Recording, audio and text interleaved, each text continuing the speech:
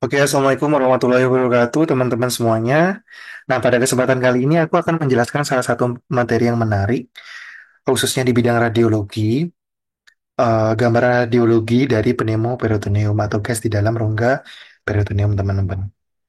Oke, jadi pneumoperitoneum tadi adanya udara di rongga perut atau peritoneum yang penyebabnya itu adalah perforasi dari viskus yang berongga atau gastrointestinal. Penyebabnya ini ada banyak ya, ada empat. Ada iatrogenik, spontan, trauma, dan lain-lain. Nah, di sini memang angka morbiditas dan mortalitasnya tinggi, teman-teman. Makanya dibutuhkan penilaian dengan cepat, khususnya dokter di IGD ya, dokter umum di IGD untuk mengetahui memang ada tanda-tanda secara klinis dan dibuktikan secara radiologis, ditunjang, ada udara di dalam usus untuk dilakukan pembedahan dengan segera, karena ini kan perforasi. Nah, di sini organ yang terlibat mulai dari lambung, duodenum, usus kecil, usus besar, itu ya teman-teman. Yang bisa menyebabkan bowel content atau keluarnya dari isi daripada si usus tersebut. Sehingga di rongga peritoneum. Ingat, rongga peritoneum kita kan steril, makanya tidak bisa kan. Kalau dan dibutuhkan intervensi lebih lanjut. Nah, di sini teman-teman, kita bisa lihat etiologinya berdasarkan sumber yang saya dapatkan ada empat ya. Mulai dari iatrogenik, spontan, trauma, dan lain-lain. Ya, iatrogenik ini karena tanda apa itu namanya? Dari kita tindakan medis seperti kayak pembedahan, endoskopi, feeding tube placement, peritoneal dialysis, itu merupakan salah satu efek samping atau dikatakan apa ya efek samping dari intervensi yang kita bisa lakukan. Jadi kita harus benar-benar menjaga kalau saat pembedahan memang tidak ada udara yang masuk di dalam rongga peritoneum. Nah, selanjutnya adalah spontan. Spontan di sini bisa karena infeksi seperti infeksi apa tuberkulosis usus, akut appendicitis, necrotic enterocolitis. Nah, ini merupakan salah satu komplikasi yang sering adalah pneumoperitoneum ini, teman-teman. Terus ada peptic ulcer pada lambung karena infeksi dari H. pylori, bowel obstruksi juga bisa. Dan istenial iskemia karena penurunan suplai darah di gastrointestinal. Selanjutnya trauma. Nah, trauma di sini sangat penting karena eh, kita bisa mencocokkan dengan anamnesis atau history taking dari yang kita tanyakan kepada pasien. Memang kalau memang ada trauma, itu merupakan salah satu eh, penyebab yang kita bisa telusuri lebih lanjut terkena perforasi ini. Selanjutnya obat-obatan pastinya obat-obatan yang mengganggu dari gastrointestinal itu sendiri ya teman-teman. Oke, nah ini teman-teman sebenarnya dari upper GI tract maupun lower GI tract itu banyak sekali kelainan-kelainan yang kita bisa temui pada gastrointestinal yang bisa di menyebabkan apa? Menyebabkan perforasi maupun pneumoperitoneum ini teman-teman. Mulai dari malinansi atau apa itu namanya keganasan sehingga terobstruksi tadi ataupun pecah, iskemia, divertikulitis maupun trauma gitu ya teman-teman. Ada banyak sekali. Nah, ini tanda dan gejalanya memang di sini gejala kolik abdomennya atau nyeri perutnya memang nggak khas. Nyeri perutnya nggak khas, ada mual muntah, perut kembung, konstipasi. Kalau memang ada infeksi, pasti ada demam, terus ada kondisi-kondisi diare karena kan terkait dengan saluran cerna. Biasanya akan lari-larinya ke sana gitu ya. Terus kalau memang sudah perforasi pastinya bisa menyebabkan keadaan umum pasien juga akan menurun sehingga pasiennya bisa takikardi, bahkan hipotensi, taulan output urin juga akan turun. Mekanisme kompensasi dari kejadian apa itu namanya ketidakstabilan dari kondisi pasien.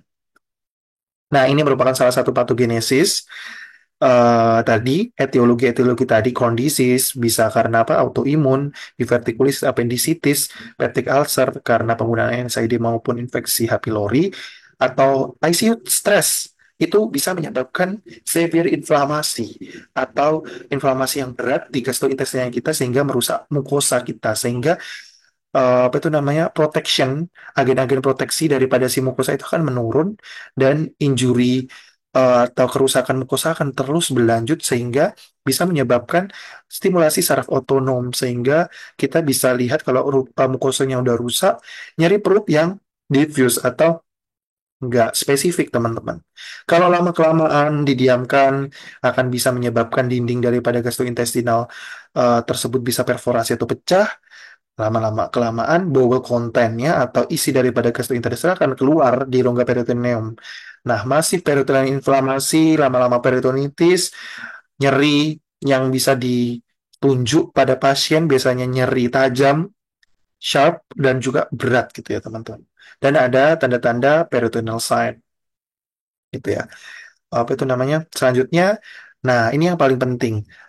Diagnosis awal yang kita bisa ajukan atau pemeriksaan penunjang yang kita lakukan adalah pemeriksaan foto chest X-ray maupun chest X-ray maupun apa itu namanya? Abdominal dua posisi minimal ya, atau BNO dua posisi. Apa itu namanya? Foto polos abdomen dua posisi minimal atau tiga posisi lebih bagus. Nanti kita akan lihat tanda-tanda adanya udara tersebut yaitu lusensi pada khususnya di area-area penting. Nanti akan saya jelaskan. Tapi memang di sini diagnosis pastinya adalah menggunakan gold standard yaitu CT scan karena kalau di CT scan kita benar-benar tahu kan di mana letaknya, apakah memang ada tumor atau tidak, lebih kelainan strukturnya kita bisa lihat. Nah, ini ada sign-sign yang kita bisa dapatkan. Tadi ada udara di dalam rongga peritoneal, pasti ada lusensi di situ. Lusensi ya, gambaran hitam kehitaman. Ada 9 ya yang saya temukan, lebih sih. Nanti teman-teman bisa lihat ada cupulosign, Riger sign, ini nanti yang paling banyak. Lucent liver sign, football sign, silver sign, inverted V sign, Dodges cap sign, atau bentuk dom ya. Terus turtle triangle sign, dolphin sign, Urachus sign, atau khususnya ini di umbilikus tengah ya, di cavum pelvis nanti kita bisa lihat. Nah ini teman-teman gambaran radiologinya ya. Ini kita bisa lihat area lusensi di hemidiafragma kanan dan di dekat free peritoneal pad ya. Nah ini ada gambaran bercak hitam. Tapi sebelum kita mengetahui benar-benar ini udara bebas, kita harus tahu dulu apa itu namanya distribusi udara yang ada di usus itu sendiri untuk agar jangan sampai salah itu normal nanti dibilang pneumoperitoneum gitu ya. Terus di sini ada yang namanya apa itu namanya Rieger sign teman-teman. Ini ada salah satu garis di antara intralumen ekstralumen yang melapisi ya teman-teman. Seperti itu. Terus di sini juga ada di sini adalah cupulosign seperti dom ya atau kubah. Nah, ini salah satu yang menarik, salah satu contoh kasus yang menarik. Ini peritoneum, pneumoperitoneum pada USG ya, teman-teman. Memang kurang spesifik sih USG. Cuman di sini sebagai gambaran saja ada gambaran di sini kayak ekogenik artefak gamma. Jadi yang tidak terlokalisir di intralumen gitu ya. Akibat di sini penggunaan iatrogenik atau penggunaan kolonoskopi. Jadi efek samping dari kolonoskopi bisa menyebabkan perforasi. Nah, di sini pada CT scan teman-teman yang paling kelihatan banget ya. Di sini kan lambung. Nah, ini ada udara bebas di sini. Kita bisa lihat penggunaan kortikosteroid pada orang yang lanjut usia perforasi gastrik. Oke, ini sign-signnya teman-teman yang wajib teman-teman lihat dan hafal. Anterior subhepatic space free air. Ini adalah liver sign yang pertama, khususnya di kuadran kanan atas. Gambarnya seperti linear. Tapi ingat, di sini juga ada gambar linear kalau orang yang normal. Tapi ingat, kalau pada fat, ini kan di sini adalah kumpulan fat juga ya. Itu biasanya reguler dan dia itu tipis. Sedangkan pada anterior subhepatic free space ini memang bisa menurunkan kapasitas daripada liver sehingga kelihatan kurvanya lebih apa uh, linear shape-nya lebih besar gitu. Nah, selanjutnya Dodge Cap Sign, teman-teman. Dodge Cap Sign ini atau Morrison Pouch di sini kita bisa lihat cara lihatnya tadi kan di RUQ ini sama juga RUQ atau apa liver sign yang kedua kita lihatnya di dekat di hati. Jadi dekat hati itu memang paling banyak distribusi gas di situ ya. kalau ada udara bebas. Nah, di situ ada gambaran triangular shape dengan tepi yang tajam, khususnya kalau kita bisa lihat di Costa 11 dan di atas daripada ginjal kanan, nanti akan dapatkan Morrison Patch. Morrison Patch ini kayak gambaran Doges Cap Sign, kayak penari yang puter-puter di Timur Tengah itu loh, yang gambar yang penari itu loh teman-teman. Nah, itu gambaran topinya. Nah, itu biasanya konkav di lateral daripada si liver. Nah, selanjutnya adalah air anterior ventral surface liver. Ini adalah liver sign yang ketiga. Ini gambarannya geografik yang menunjukkan opasitas daripada si hati ya. Gambaran geografik sip. Nah, selanjutnya adalah crescent sign. Crescent lucency ini gambaran semilunar atau gambaran bulan sabit, tepatnya di hemidiafragma ini paling sering ditemukan ya teman-teman. Jadi, kalau kita mau cari pneumoperitoneum, yang paling gampang adalah di dekat hati, di bawah diafragma gitu ya, khususnya ini gambarannya. Terus lanjutannya, nah juga di sini gambaran Rieger sign. Rieger sign di sini kayak gambaran lapisan yang kita bisa temukan di antara dua lusen gitu ya, teman-teman. Nah, selanjutnya ini gambaran di apa foto left lateral decubitus LLD, ini gunanya kita minta dua posisi tadi atau tiga posisi lah. Nah, kalau dengan LLD kita bisa lihat di sini udara di preperitoneal pad dan juga di peritoneum ada gambaran lusensi, teman-teman. Airfoot level, gambar airfoot. Nah, ini adalah falciform ligamen. Normalnya ligamen falciformis ini nggak kelihatan. Namun kalau ada udara ini dapat kelihatan seperti opasitas garis linier ya, dekat di hati. Nah, di sini adalah football sign. Teman-teman bisa lihat ini merupakan satu kondisi masif, perforasi masif di rongga peritoneum, sangat khas ya. Selanjutnya adalah continuous diaphragma sign. Nah, continuous diaphragma sign ini, kalau crescent sign kan cuma satu di salah satu hemidiafragma. Itu tuh lanjut teman-teman lisensinya, sehingga bisa menutupi di bagian bawah dari pada jantung, bisa ke diafragma yang sebelah kanan juga. Nanti struktur yang continuous atau berlanjut. Nah, ini adalah double bubble. Di sini ada apa itu namanya? Di bawah hemidiafragma yang kiri, gambaran tumpang tindih antara gas usus, gas lambung dengan hemidiafragma. Nah, di sini selanjutnya adalah cupola sign, teman-teman. Kalau cupola sign ini seperti dom, seperti kubah masjid ya, gitu. Khususnya di bagian tendon sentral ya, sentral tendon di hemidiafragma.